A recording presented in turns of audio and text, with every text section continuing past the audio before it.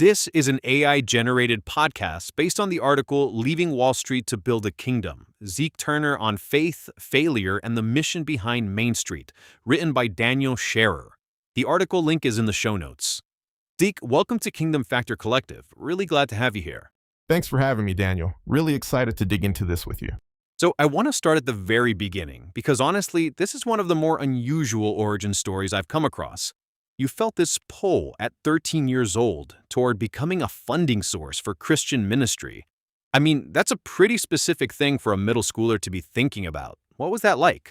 Yeah, I barely even knew what real estate was at the time, but there was just this thread, this quiet sense of this is the direction. I didn't have a roadmap for it. I didn't know what it would look like, but it was there. And honestly, it never really went away. And that thread eventually pulled you off Wall Street back to Indiana. But I'm curious, when you were in New York in finance, you describe it almost like an on-the-job MBA. What was it that made you look up one day and go, I need to leave? So here's what happened. I started looking at the people who were further along the path, the senior leaders, the ones with the credentials and the track records. And what I saw troubled me. They either weren't well aligned with their families or they were commuting longer and longer distances just to try to find some balance. And I thought, that just seems disconnected. I wanted integration, not compartmentalization. And at 25, I left. That's interesting because a lot of people see that gap and just accept it. They think that's the cost of the career, but you reframed the whole thing.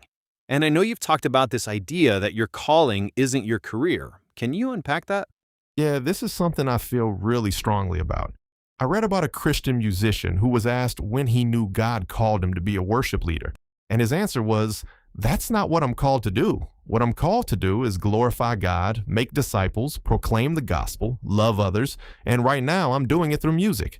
And it reframed everything for me.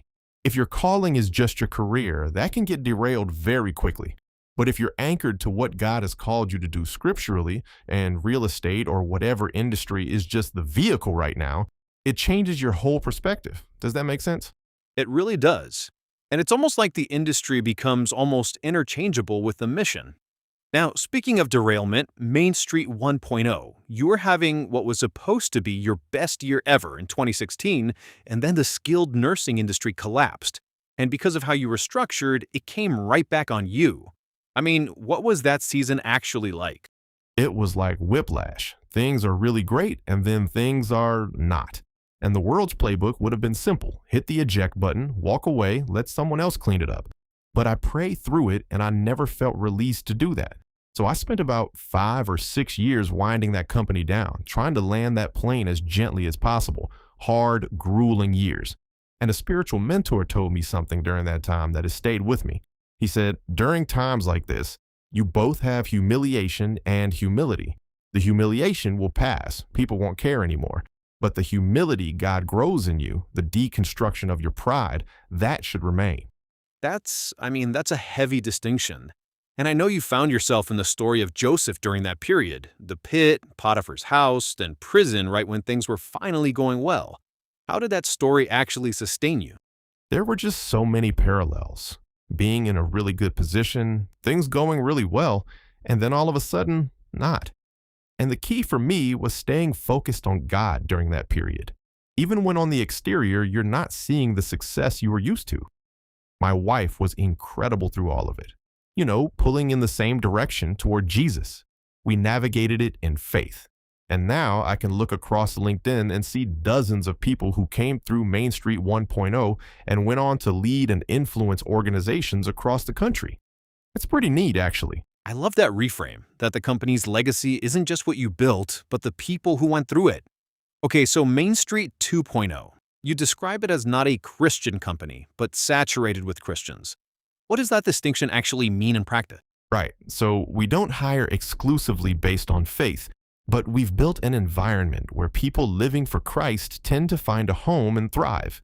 And one of our core values captures it well. Be candid, but kind. It's really truth and grace in equal measure. We find that people either aren't willing to speak up, failing on the candor side, or when they do it in a way that isn't kind or loving. We want both. And another thing I do in every interview, I ask people, what do you do better than anyone else? and it makes people visibly uncomfortable. Because it feels prideful. Exactly. So I reframe it. What did God design you to do? And when we give credit to God for designing it, people start to open up. And the answers shape how I build teams, putting people in positions where they can play to their God-given strengths. It's a little bit of mad science, honestly, but it's really like the body of believers coming together. I feel like I get a front row seat to a performance. That's a beautiful way to put it. And I know you also think differently about how time itself gets stored. Your CFO situation is a really tangible example of that. Can you walk us through it? Yeah, so my CFO felt called to deeper involvement at our church, potentially toward full-time ministry one day. And rather than treating that as a scheduling conflict, we built it into the hire. He spends every Wednesday volunteering at the church. The rest of the workload gets covered. The company, in effect, gives a portion of a key leader's time to the local church every single week. It's taking a step back and not getting caught up in thinking we have to do things the way everybody else does. Think about what you're actually trying to accomplish and how you can use things like time to impact the kingdom. Zeke, I think that's such a tangible, practical example of what it looks like to hold your business loosely. Before we wrap up, for someone who's earlier in this journey, trying to figure out how faith and work actually integrate, what's the one thing you'd want them to walk away with? Get clear on what God has called you to do, not just what industry you're in. Hold your work as a steward. Build teams around how God wired people. And when the path gets nonlinear, and it will, keep walking. God's path is often nonlinear. We just have to keep walking in faith every single day and trust God with that. That's not a formula, it's a posture, and I think that's exactly right. Zeke, thank you so much for your time and for being so open about all of it, the success and the hard years. It's a really compelling story. For everyone listening, the full article is linked in the show notes. Thanks for being here with us on Kingdom Factor Collective.